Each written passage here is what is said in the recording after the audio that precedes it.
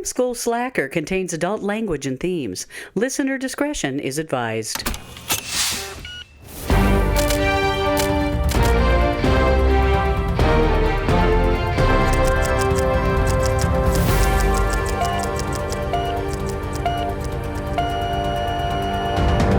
And hello, welcome to Film School Slacker, the podcast where I go through my watch list that is ever growing. And today, in celebration of spooky season, love spooky season. I am a late adoptee to spooky season, so I'm. And who are you? Oh fuck, I'm Ian. I'm Megan. And today we are going to be talking about and watching The Addams Family. Da da da da. Dun dun. Anyway. Yep. The Addams Family, 1991.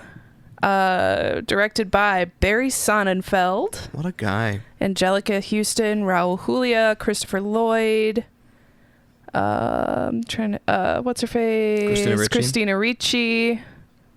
I think that's kind of all the main core group. Yeah. Yeah, and I've never, so I know a little bit about like the characters and the concepts of the Addams Family, but I've very little. They're popular and they've been around for forever. And I know that the portrayals in this movie series are often considered to be the best. Yes. So I'm very excited. I know one of the few things I know is that Anjelica Huston like always has like this like kind of like lit up eyes thing. Like that's kind of the only really like thing I remember about seeing like little clips of this. Gotcha. So yeah, I'm pretty excited to watch it. I love it.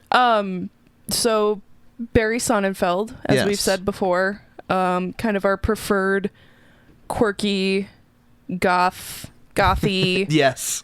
Odd, quirky director. Right. Unlike some other one that just completely skips my name. My memory, I have no idea. I remember his name. Which is funny because that one took over for the Wednesday show on Netflix and actually did a really, like, that was the least Tim Burton-y thing I've ever seen. Like, the only You can't say his name again 2 more times in this recording. Yeah, I know. 2 more times and he'll appear.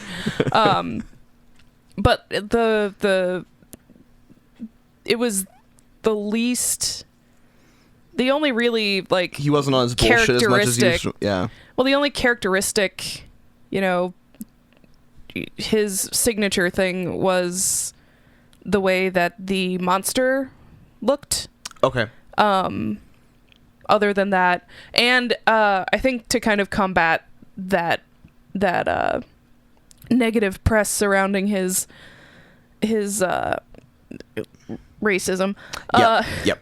They definitely leaned into the fact that the Addamses are supposed to be Hispanic. Right. Latin. Yes. Yep. Of Latin persuasion. Yes. And yeah, I don't know. I really liked Wednesday, but I saw these movies when I was a kid. Like these are some classics that I watch over and over again, especially during spooky season. A lot of late 80s and early 90s happening in our roundup so far. That's kind of where we're from. That's true. What time period we're in of the era. Yeah. And that era has a lot of nostalgia for us. Right. Yeah. And yeah, I don't even remember the first time I saw these movies. I know that I read the novelization of this movie in like 4th grade. That's on brand.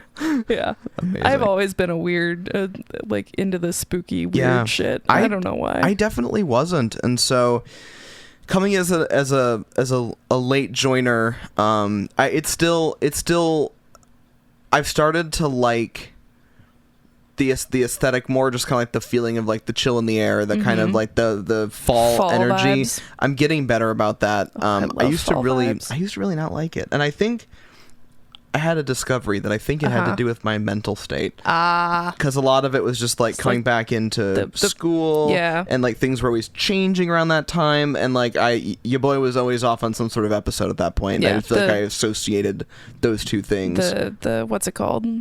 seasonal effectiveness disorder. Yes. Yep, that's exactly a thing.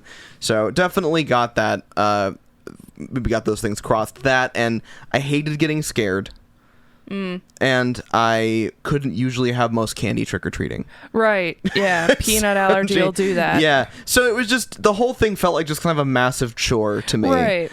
But now, of course, like, coming into adulthood and, like, having made all of my lifelong friends now, everyone else in my goddamn life loves Halloween. So I'm just like, all right, well, I'll figure it out. You figure out how to like this how to find the things about that I like, which I found is I actually genuinely like the chill, the aesthetic, the, you know, hot cider and like that energy. I actually like that.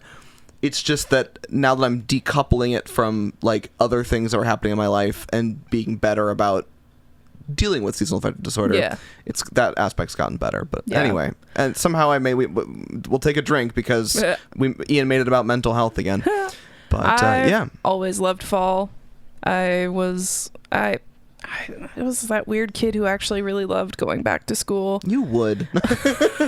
That's on That's brand. why I went to get a master's degree, is because I missed Couldn't school. Get enough school. But yeah, I've always loved fall, and my birthday's in fall, so I think that helps a lot. Sure.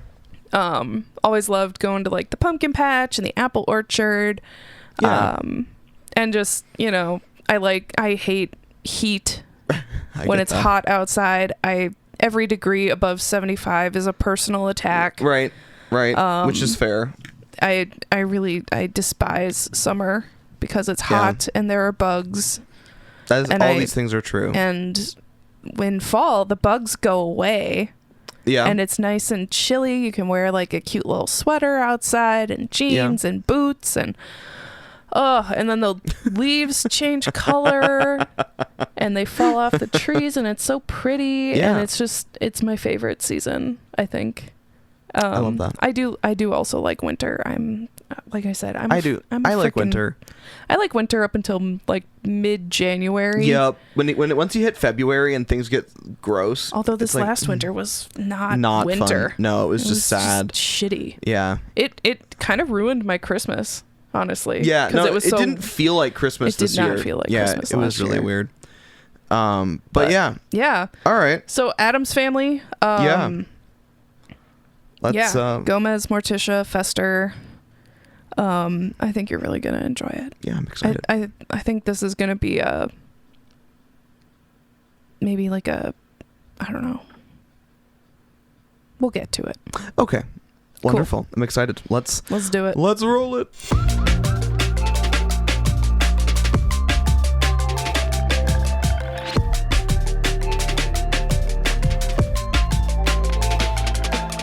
So do you think that the Addams ever paid taxes?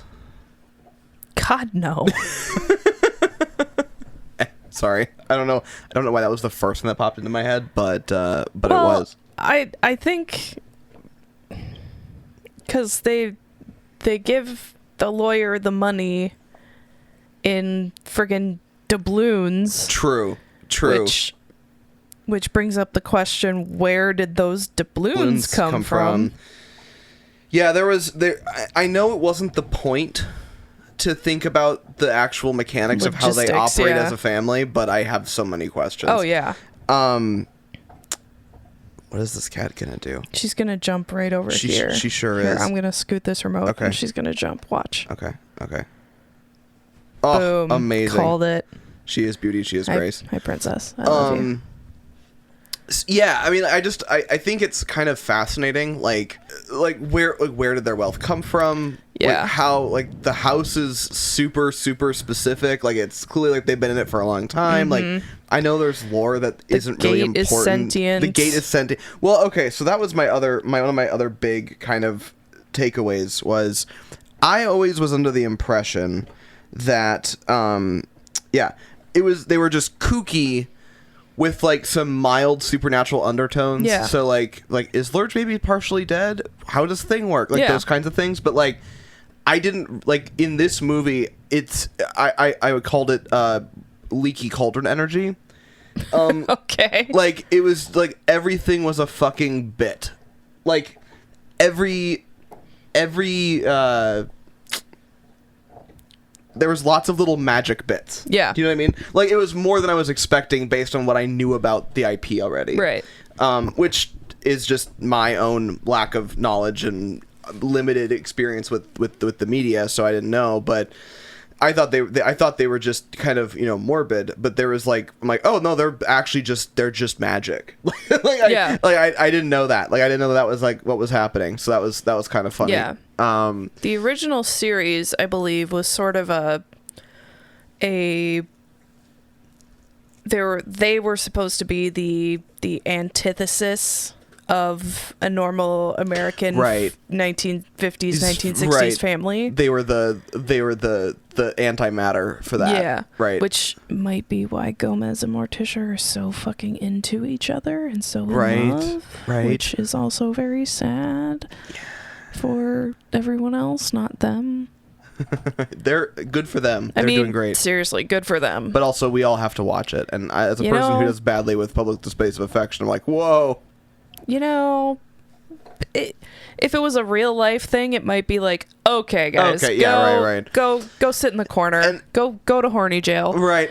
I think, and this is one of the things that I was pondering, the kind of the overarching theme that I was sort of pondering during this movie was, it was a little shocking. Like, they would do things that were a little shocking, which is the point. But I do think that it has maintained its takeaways pretty well, which, my whole thing is, it's like, I'm trying to say, like, found family versus blood family, the idea of, if you're passionate about it, why do you care if you're good at it? Why do you care if anyone else cares about it? Like, it's very much just, finding your own tribe kind of energy. Yeah. And so I think that carries over really well to today. Well, that doesn't explain a lot about who I am as a person. No, and I understand why so many of my friends watched it growing up. Yeah. And I did not. So that's something I have to think about. It's the energy of if the people around you truly love you, they're not going to give a shit if you're into the weird stuff, or if we do the weird stuff. Not like that. Oh. Or maybe like that. I don't know. Maybe like that. I don't know. Depends on the weird stuff. I mean, there was hot pokers that they mentioned, which no, thank you. But it's that. Would I look like Keith Raniere? Oof. Sorry, too much. No, that was Sarah. What's her face? He was. I mean. Or no, it was the skinny blonde chick. Oh, Allison Mack. Yeah, that bitch. Hi, we just invoked the vow. Thanks for coming to this podcast. Anyway, boogie boarding. But like, if the people around you truly care about you and love you, they're not going to care about your weird. They're going to embrace your weirdness, actually. Right. They're going to embrace it and promote it. Right. And because, like, Fester, Fester witnessed Wednesday and Pugsley, going at each other with swords. Yeah. Doing a bit of Shakespeare. Right. And instead of being like, oh, what are you kids doing? Like, that's bad. That's bad. Don't do that. Right. He was like, wait.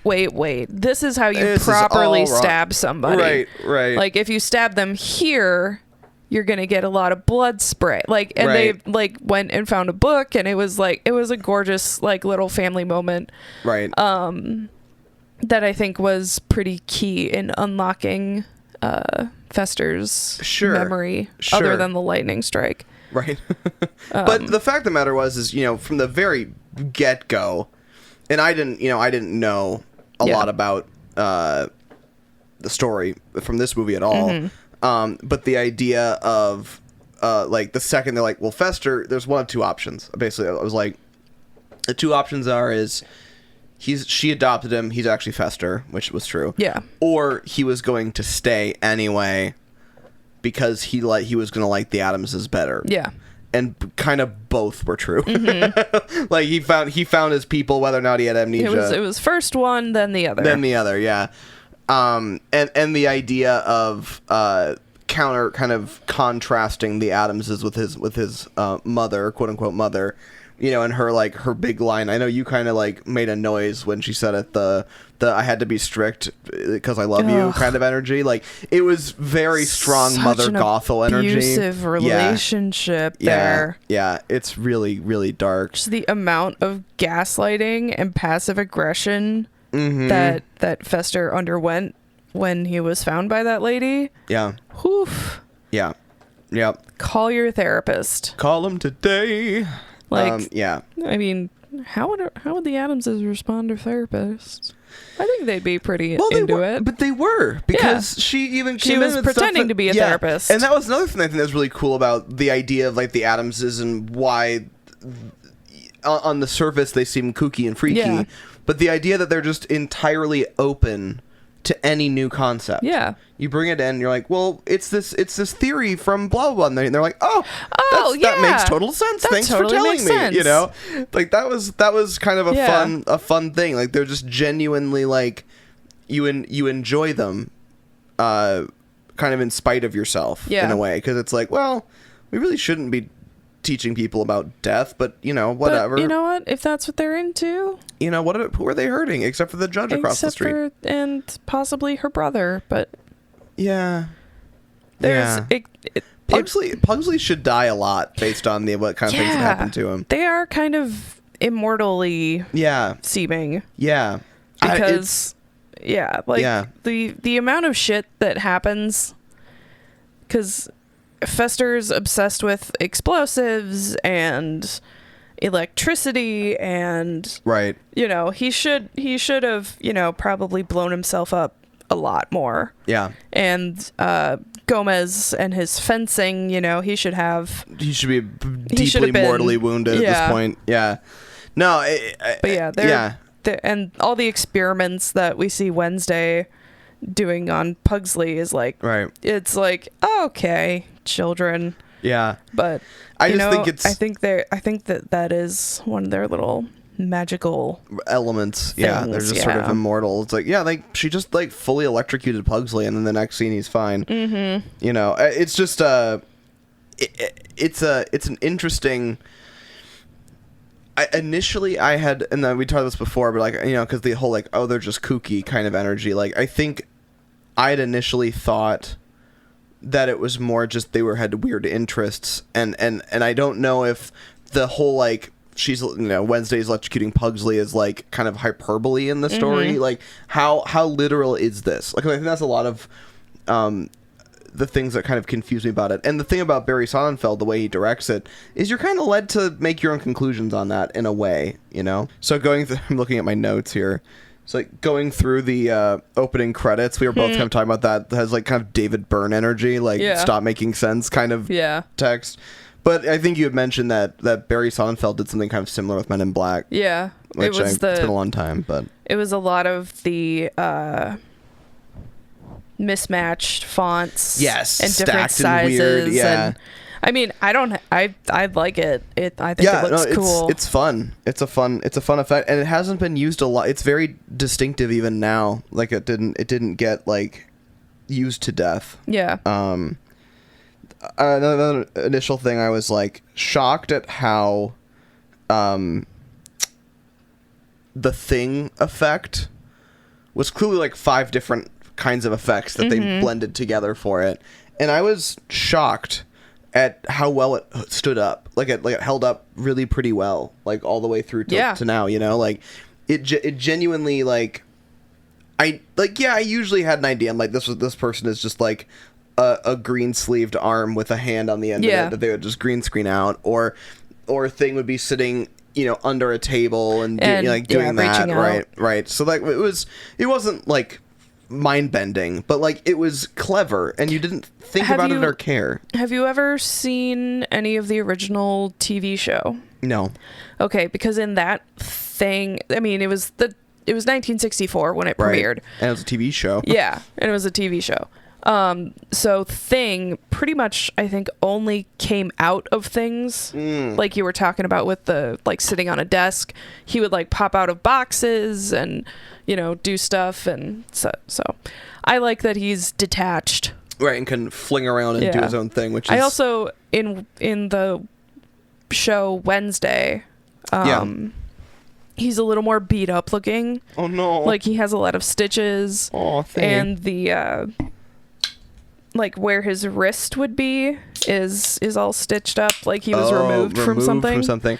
I kind of liked the... Sorry. The, kind of clean like the... Yeah. Just sort of like... It doesn't make any sense. How is there just a hand floating here? Yeah. Kind of energy. I kind of enjoyed that, but I could see why Tim Burton would go a different direction with it for sure. Well, and especially in Wednesday, where which was notably supposed to be darker. Yeah. I don't actually. No. I mean, there's I haven't murder. seen it, so sure. It's. Pretty sure there was murder in this too, to be honest.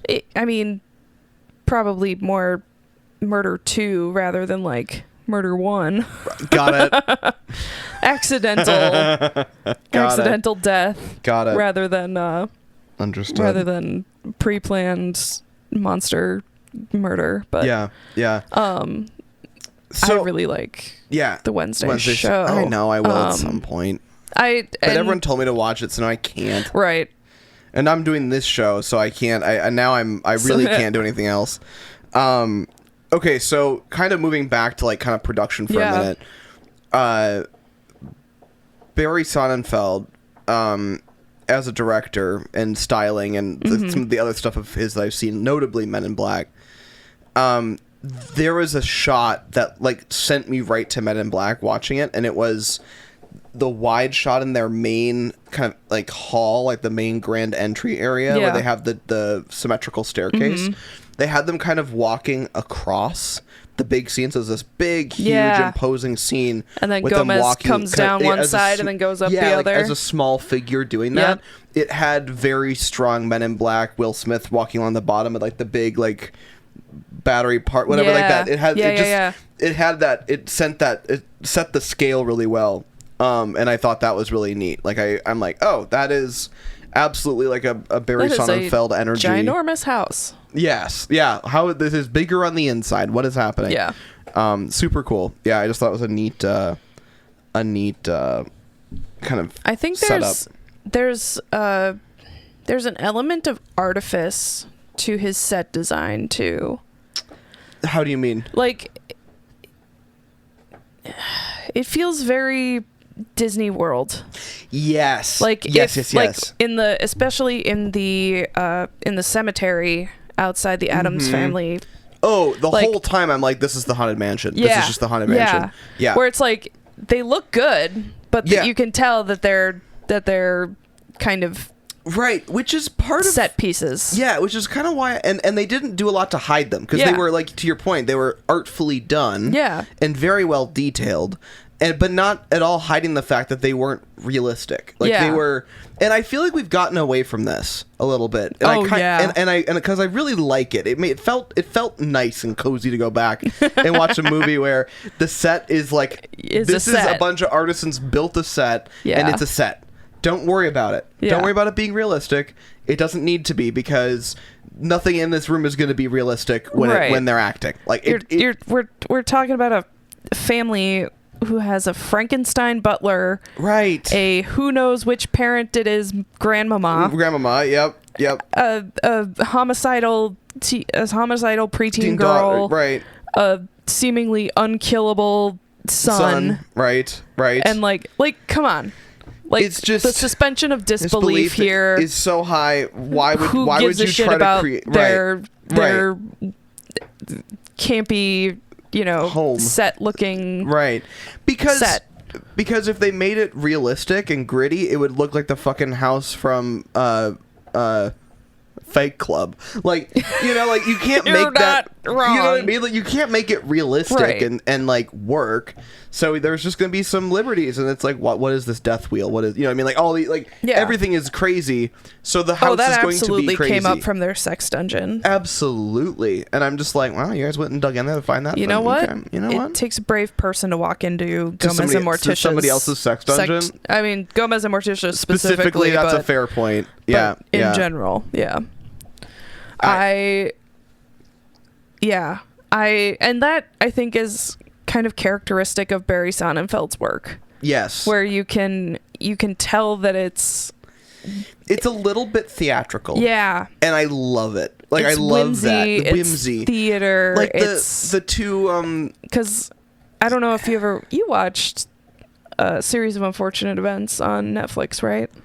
I don't know that I finished it, but I've watched enough of it to know the vibe. Yeah. So that kind of vibe where it's... Was that Barry Sonnenfeld? Yeah. Oh, shit. Yeah. I do like his stuff. Like, it's... Yeah, he's one of my faves. He's just got a style.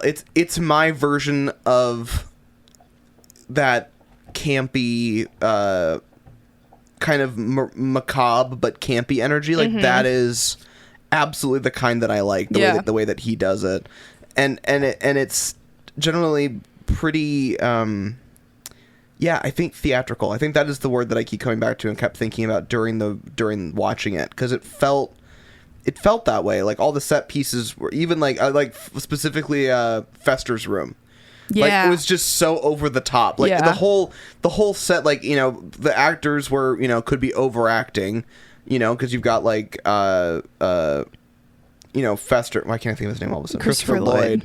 You know, he's overacting all the time. That is his thing. Yeah. And then the room he's in overacts with him. He's giving 100,000% at any given time. At any given time. If he's Doc Brown, if he's Fester, if he's Doom. Judge Doom. Yeah. He is, I think, just an incredible actor. Truly. Who throws himself into whatever, completely into whatever he's working on. Whatever role that he takes on like that becomes iconic as a role, and not just because it's Christopher Lloyd. Like, that they're all different enough. They all use his same insane energy, but they're all utilized so differently that they're all such distinct characters.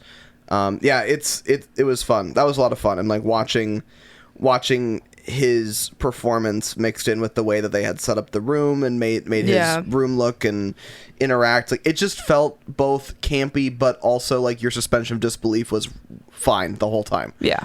Ran with it the whole time. I didn't struggle with it, which was just cool. Like, I wasn't expecting it. So many practical gags. I loved the score. Yeah. The score was so wonderful, and I don't know. Yeah, I didn't look up who it was. It only adds to the whimsy. Yeah, like, they went all in on the whimsy score, and some moments that should have been happy with the score was kind of dark and brooding, and sometimes the really dark stuff that you were looking at actually had a really bright score. Like, it was another, I felt like it was another character. It was another Addams family member, you know, like it did so much to tell the story about where everyone was at and what the Addams were all about. It was really cool. A really, really cool thing that I wasn't expecting to like so much. Mark Shaman. Yeah. Huh. Oh, he works with Mark Shaman is American composer and lyricist for film, television, and theater, best known for his collaborations with lyricist and director Scott Whitman, actor Billy Crystal, and director Rob Reiner. What is he famous for? I was going to say, if he worked with Rob Reiner... When Harry Met Sally, Misery, Scenes from a Mall, City Slickers, The Addams Family, Hot Shots, Sister Act, Few Good Men, Sleepless in Seattle, Heart Sleepless and Soul, Hocus Pocus, Life with Mikey, Addams Family Values, Sister Act 2, City Slickers 2, North, Speechless, That's Entertainment 3. I don't know what the name of that is. I don't know what that is. Well, he's prolific. Yeah. Hairspray, really? Like... the movie? Yeah, 2007. Oh, the movie musical. Yeah, not the original. not the John Waters. Not movie. the John Waters movie. Sorry, that I actually really kind of hated when I watched it.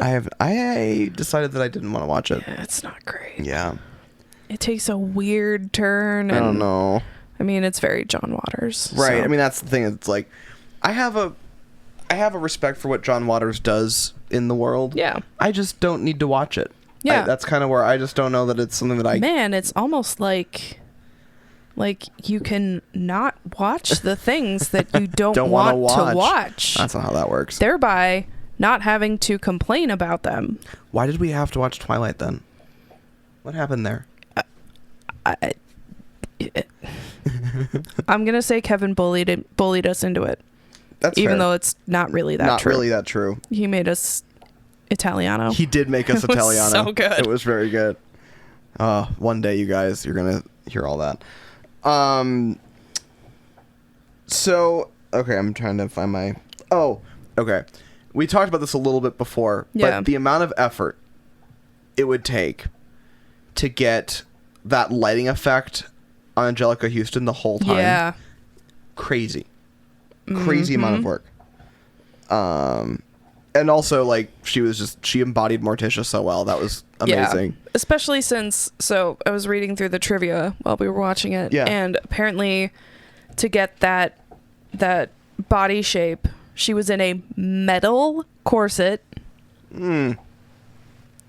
And had a lot of, like, to get her eye shape right, they kind of pinned her eyes up and back. Wow.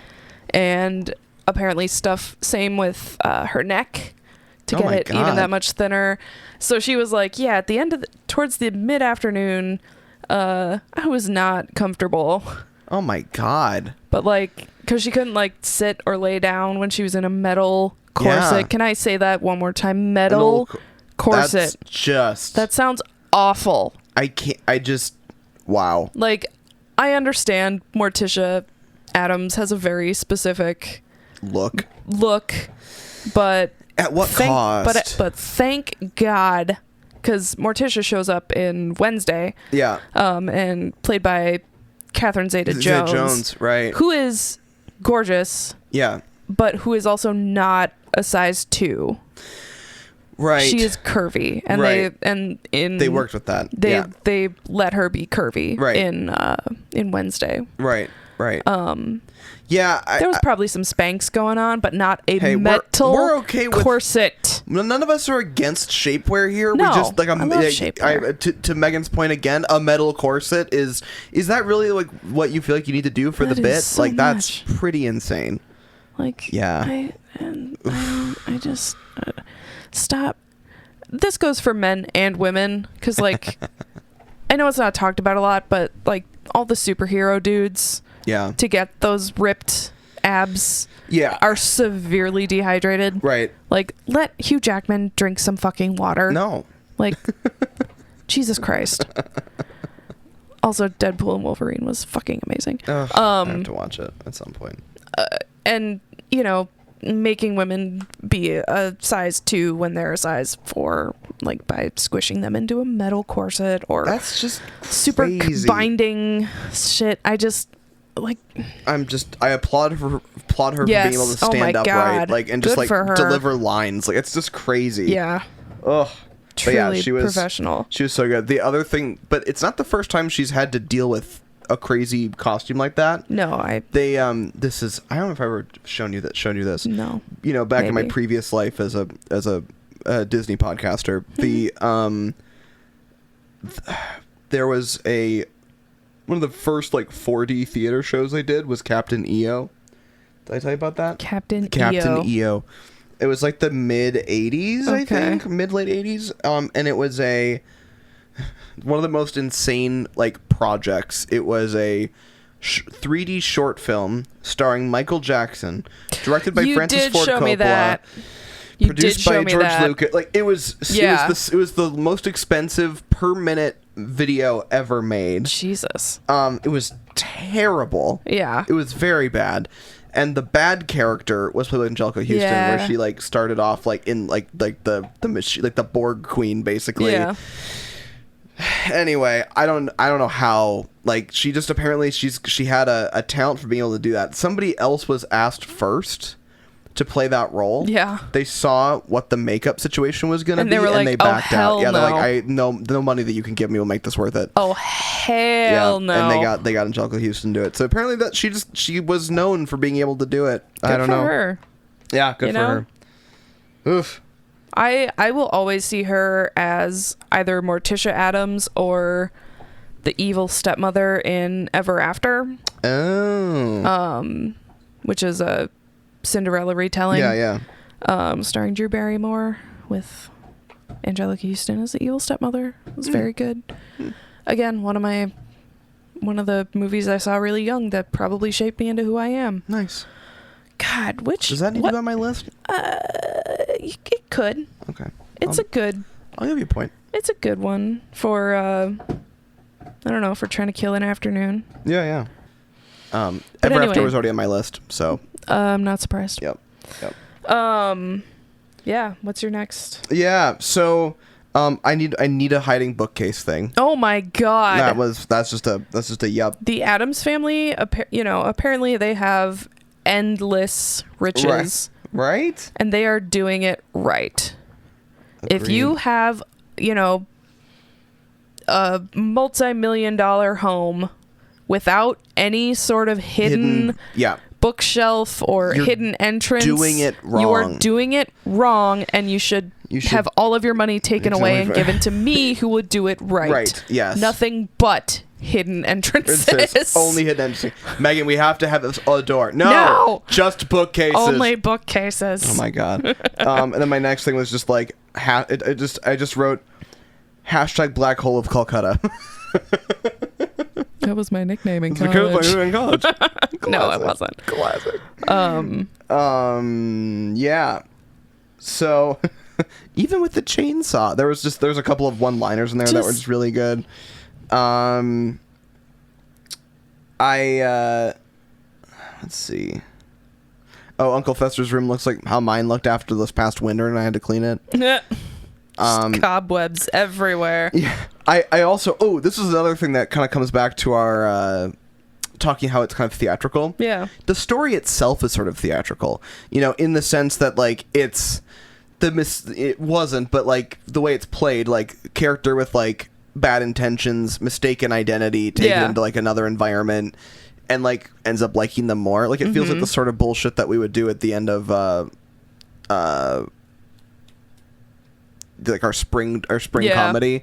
Like that's the energy, like that kind of early, like late 20s, early 30s through the mid 40s 2-act play with like that sort of energy with the family, like very much like You Can't Take It With You, where it's very like this kooky family and people show up and then end up just kind of from the straight-laced family and then they end up like falling in love with that family, you know what I mean? I do love a good weird people in normal situations story setup. Yeah. Like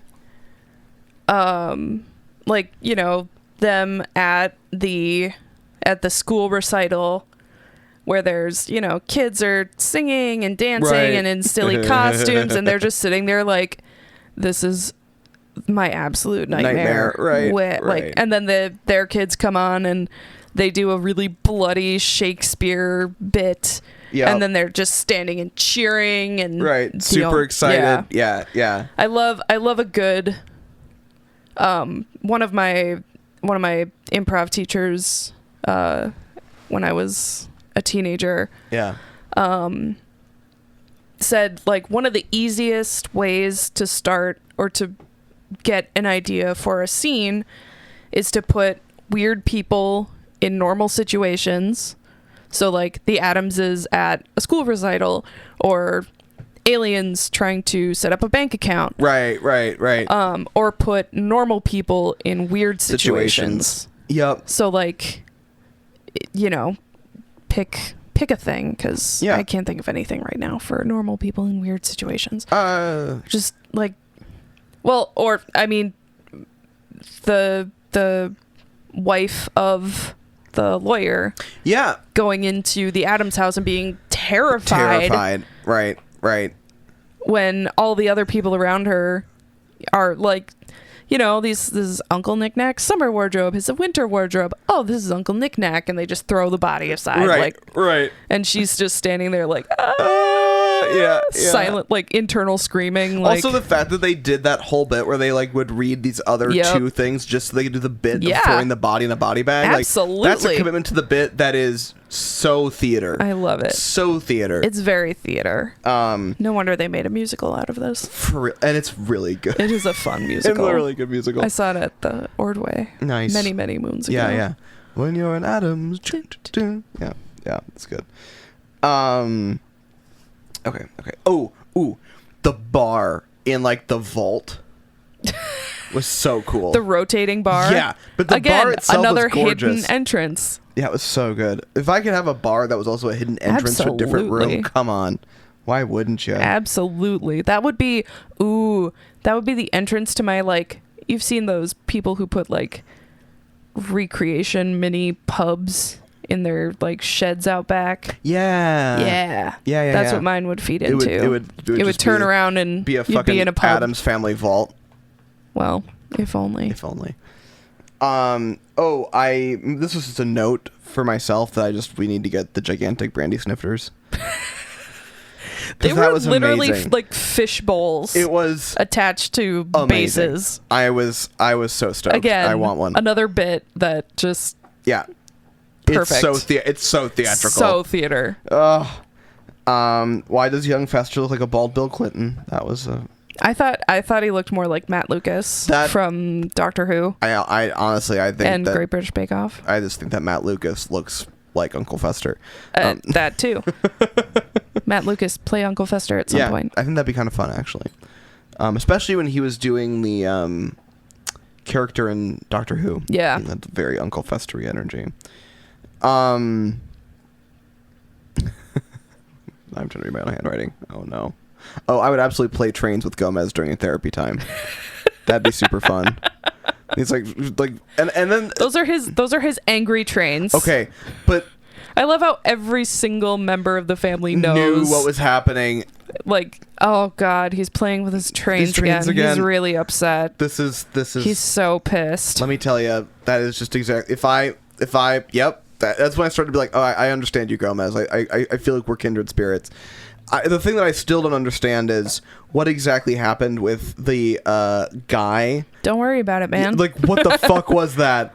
The guy inside the train? That was a reference to one of the original sketches. Oh. By Charles Addams. Okay. I saw that in the trivia. I don't just know that off the top of my head. I figured, but. But yeah, that's wild. That was a reference. Okay. Which I thought was funny. It was funny. I mean, it was, and again, I love real theatrical. Like, totally, I love dumb, quick bits that can only be done in the medium that they're in. Yeah. Where that happens, I'm like, what? Wait, like, because the another one that's, and I'm sure I've told this one to death to everyone because it's a stupid bit that no one sees in a dumb movie, but I love it. In the movie Airplane, there is a stupid bit that happens where do you remember where the dog is attacking the guy when they're at the house of the captain that they're bringing in to help rescue the situation? You know what I'm talking about? Like they're sure. It has been a hot minute. I'll find it for you at some point. Since I watched Airplane. That's fine, honestly, but it is one of those things where it was like that was a formative movie for me, just from like a comedy perspective. I believe it. I see it. Yeah. That explains so much. Yeah. So regardless of the story, the bit is that the dog, he's in the mirror. The camera is looking at him in the mirror with his wife, and she's handing him his hat and his coat and stuff as he's getting ready. Pilot uniform. Right, but you're watching it all happen through the mirror he's checking himself out in, right? Okay. And in the background, you can see through the mirror that there's the page or the intern or whatever, he's getting attacked by their golden retriever, right? So at the end, when he's like, all right, well, let's get out of here, instead of, like walking away, like turning away from the mirror, he walks through, because it was actually a doorway. Like it's so dumb and it's fast. Like perfect. And during the rest of the scene, she was handing him stuff like it was a mirror. Yeah. And then just that last shot, they flipped the whole set around and pulled the mirror out. And it's so dumb because the creators were on the record of being like, they were waiting for this moment because it took them forever. Yeah. In like one of the test screenings, like to see the kind of reaction, and no one saw it. Because it isn't very obvious as like a bit. It's too subtle for test audiences. But I remember the first time I watched it, I was like, wait. And it was just as fast as the guy in the You know, it's like a little quick moment. That one was just more obvious. Oh, wait, what? But I was like, wait, what did I just see? Like, wait a second. What are we looking at? It's that kind of rewind energy. Right, exactly. So, anyway, I love stuff like that. And that's some of my favorite stuff that I experienced in film. So that was an awesome little moment. That blood scene was not my favorite. You have a thing about blood. Yeah, so I just kind of looked away mostly, and I didn't pass out or vomit, so we were good. That's good. I love their outdoor cemetery couch. Yeah, that's fun. That's a good Which time. was also a tombstone. Did you notice? No, that's cute. It had Addams on it. Oh, that's cute. Very Conrad Aiken. Yep. Oh, I wasn't expecting a full musical number. I was not ready for that at all. I don't know. I have mixed feelings about that. About the musical number in general. I think a musical number is appropriate for, being theatery and right. And, the Mamushka song is just sort of weird and not my fave, but yeah. That's just me. It didn't hold me. It was apparently it was supposed to be way longer. Oh god. But the test audiences were like, this kind of brought the movie to a grinding halt. Well, yeah, if you have a movie that's not a musical and you put a full showstopper song in it, that's just a pump the brakes moment right there to begin with. Yeah, that's crazy. That's super funny though. Yeah, I agree. It wasn't from a music perspective. Yeah. It wasn't really my favorite, but it was a fun moment. I love how much it showed the levity. Yeah. I love how much they let Raul Julia sing in this movie. Mm-hmm. Because I'm pretty sure he was a trained opera star. Seriously? Yeah. He was. I understand why people love him so much. He is especially as Gomez Addams. He was. Yeah, no, he kind of embodied it. He lived it. It was really cool. In later interviews, before he died in 1994, he said it was one of his favorite roles was Gomez Addams, and he loved when kids especially would recognize him as Gomez. Oh, it just melts my heart. Yeah, it makes me sad. That also makes me sad. I'm fine. We're great over here. So there's a third Addams Family movie. Okay. Called Addams Family Reunion. Yeah. I think it came out in 95 or 96. Okay. Do you want to guess who they got to replace Raul Julia? Is this something I'm going to know? Yes. Oh, no. Absolutely. Is this a good thing or a bad thing? Both. Okay. I honestly don't even know where I would start with that. Can you give me a hint? Yeah. Think big, recognizable voice who I could say I could give better clues, but it would immediately give it away. Right, but now I have no frame of reference. I don't his last name is also a delicious Indian dish. Oh. I see. It's Tim Curry. Tim Curry. Well, I was going to say he was replaced by a sweet transvestite, but that would have absolutely given it away. Yeah. Yeah. But yeah, interesting. So Tim Curry does have the same. It's a very different play. He's a little more manic, I'd say. Right. I think I've only seen Addams Family Reunion once or twice. Because it's. Did the rest of the cast stay the same? I'm looking that up right now because I'm pretty sure it did, but I'm not positive. And because you'll be listening to this in October, dear listeners, we do have the next Addams Family movie. Addams Family Values will be the next week's episode. Yeah. Because why not do a science fiction double feature? Except we're not gonna watch Addams Family Reunion. No, only the first two. That was Jesus Christ Almighty. What's wrong? I'm still scrolling through his fucking filmography on IMDb. Tim Curry. Yeah. Yeah. It never ends. Yeah, the man's got. You good, bro? She's just twitchy. Okay. It's fine. Oh, I forgot he was in Muppet Treasure Island. Ooh, I just watched that like a year ago for the first time. I gotta rewatch it. It was so good. So much fun. Okay, but also like the Muppets though. I love the Muppets so much. Yeah, the Muppets can do pretty much no wrong. They have a special place in my heart. What in the fuck? Why is this? So, boogie boarding. I'm gonna keep moving here. So I absolutely loved Cousin It's Car. That was a lot of fun for me. I don't know why. I just wrote Mother Gothel ! In my notes. By the end there, she was giving some real strong Mother Gothel energy. When they get evicted from their house, right?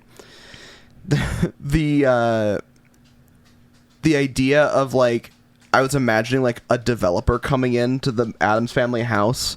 I'm like, oh god, they'd paint everything white. It'd be terrible. You know, like, right. It's like it would be like, oh, this natural wood. No, we're just gonna paint it all white. Oh, okay. So Addams Family Reunion was 98. Okay. Directed by Dave Payne. Intended to serve as a pilot for a new proposed television series. Daryl Hannah was Morticia, and Gomez was Tim Curry.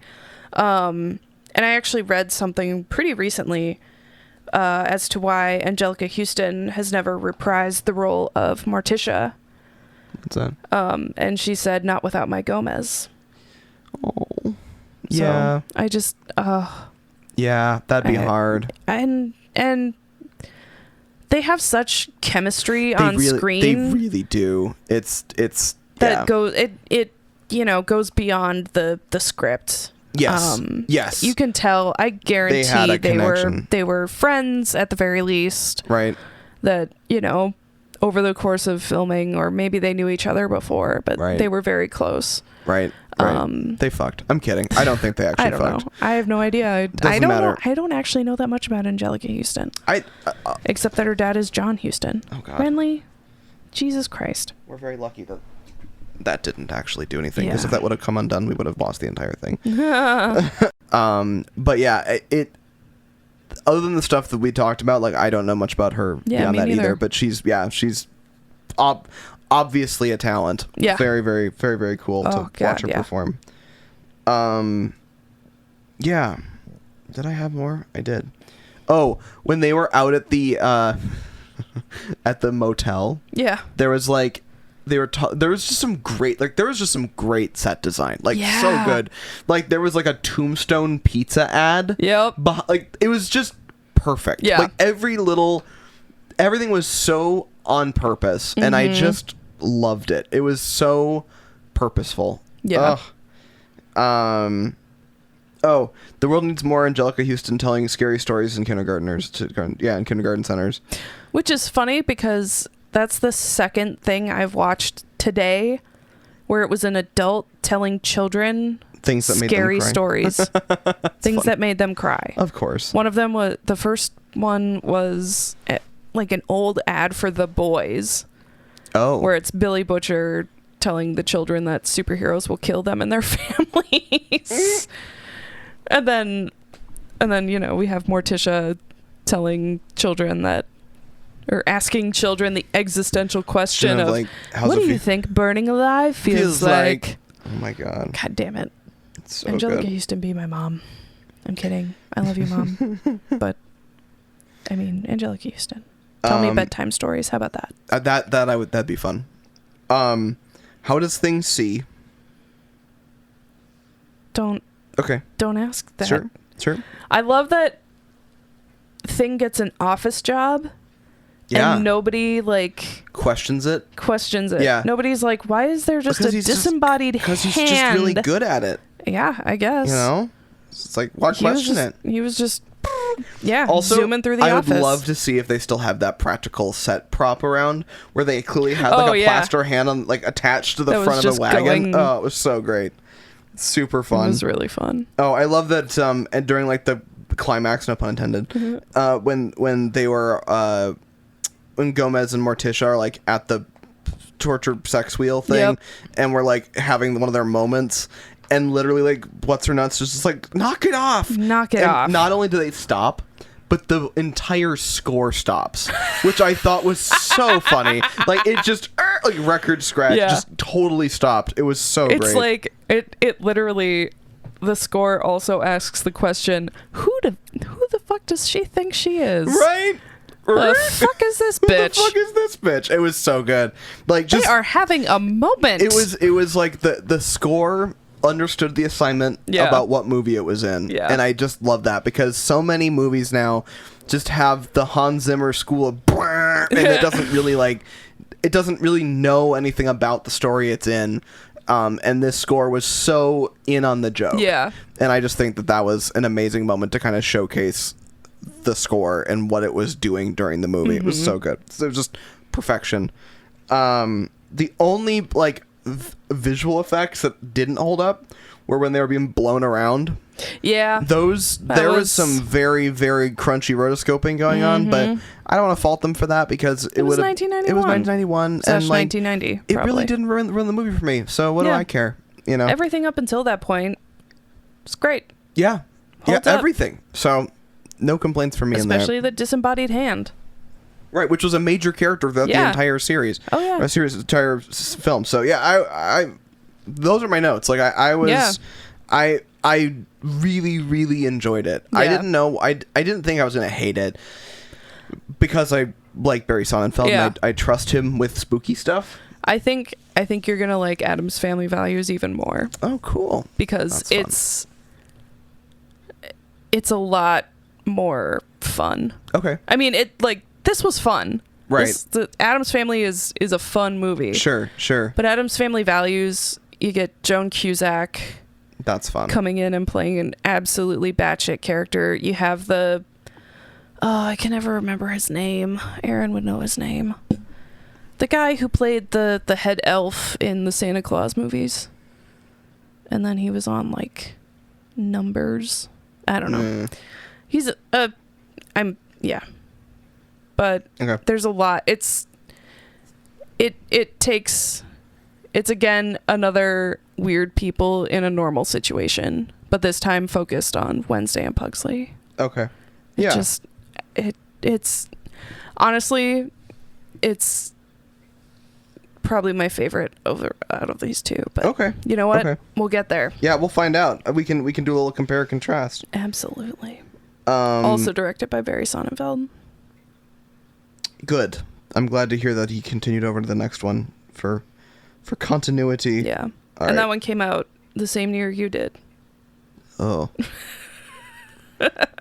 I understand what you meant, but I really hate that you said it that way. I know. I kind of hate myself for it. It's okay. I need to call my therapist. Okay. Me too. So let's. Right? I need to call your therapist. You need to call my therapist. Just apologize.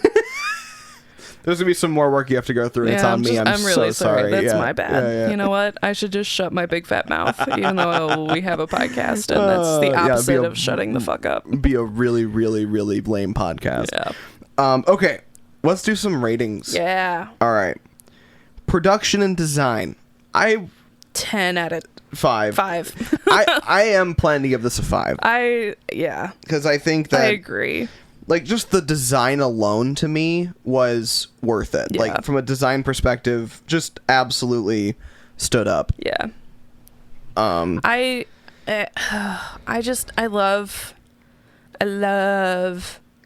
theatery type sets and practical effects. Yes. Give me all of those. It feels nice. Yeah. It feels good. It feels connected. It feels, I like it. Grounded. Yes. Which apparently the new Alien movie is a lot of practical effects. Well, that's kind of exciting. Which, considering that it's a giant alien and there's spaceship and fire and shit. Is that Ridley Scott again? I think he was a producer. Okay. Not the director. Okay. Okay, story. I mean, I'd give it a 4. I was kind of thinking 4 too, because like it's not groundbreaking. No. And also it's, it is what it is. But it doesn't have to be. No.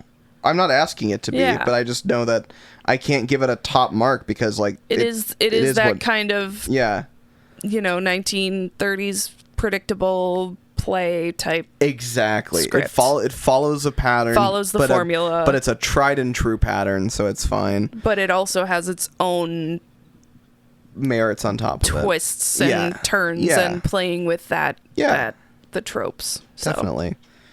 All right, performances. I would say a 5. I would also say a 5. Because there is no weak spot.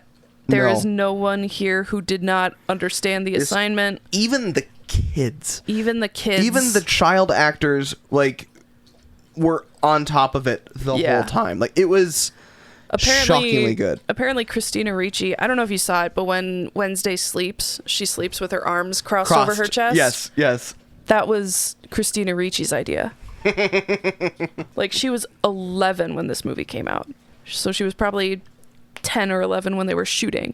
Oh my God. And she just came up with a character thing. Like, I couldn't pick my own nose when I was 10 years old. No, I know. Let alone come up with crazy. No, that's a character choice. She understood the assignment absolutely so well, which is awesome. Yeah, it was super. That was super fun to watch.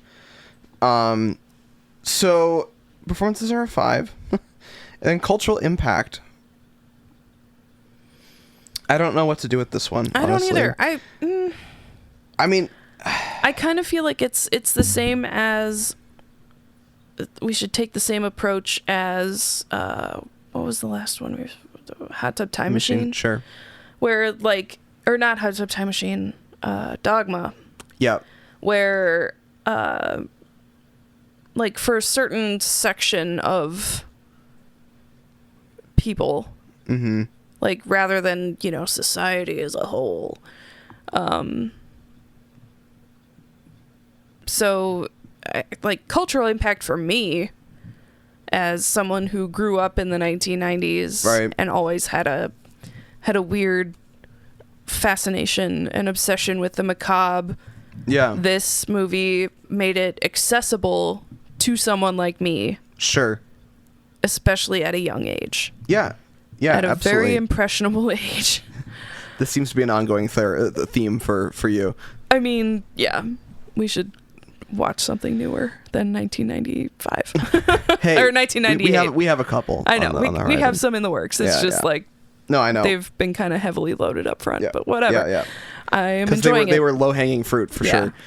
Yeah, I think that's fair.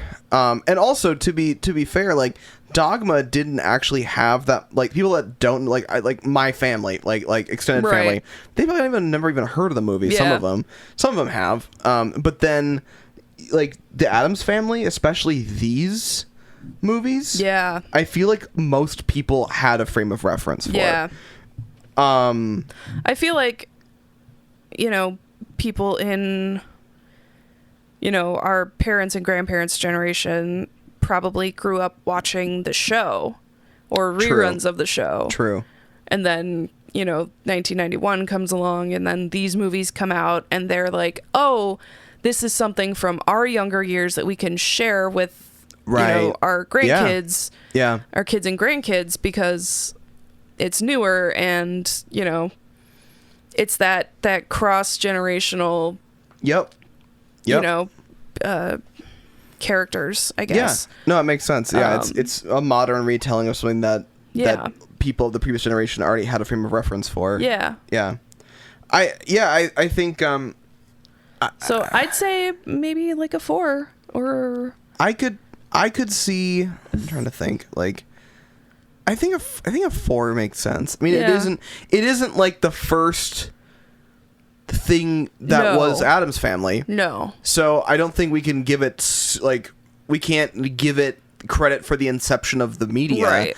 But I think it is kind of the one of the capstone works, or I think Addams Family Values maybe is the capstone work. It also launched the career of Barry Sonnenfeld, who gave us a lot of fun stuff. A lot of really fun stuff. That's true. That's true. All right, well, let's give it 4 then. Yeah, that gives, so we've got 5 for production design, 4 for story, 5 for performances, and 4 for cultural impact, to a total of 4.5. Which, in our current lineup, which doesn't have everything that you will have, everyone listening would have seen yet, but in our current lineup, that puts it at... I'd say probably 3 or 4. Yeah, let me look at that puts it, at 4. Nice. But just behind Dogma. Actually, the same as Dogma. Nice. Yep. Which I think is fair. Very acceptable. Yeah. Yeah. Just a little bit better than Pretty in Pink. $10 says Kevin Smith is a fan of Barry Sonnenfeld. I would believe that. I absolutely would believe he it. Does a... Yeah, in fact, the visual style bears some similarities. The way he shoots stuff, I think I could see that being totally a thing. But yeah. Well, awesome. So 4.5 for Addams Family. For Addams Family, this was a fun one. I have been enjoying a good way to kick off spooky season. Yeah, a nice fun romp. Nice fun spooky kooky romp. Super fun. But next time we'll be back with more Addams Family to continue our spooky season stuff, and we've also got a flip the script for a spooky movie. Spooky is not exactly the right word, but a movie that I am excited for you to see. Yeah. So cool. Well, all right then.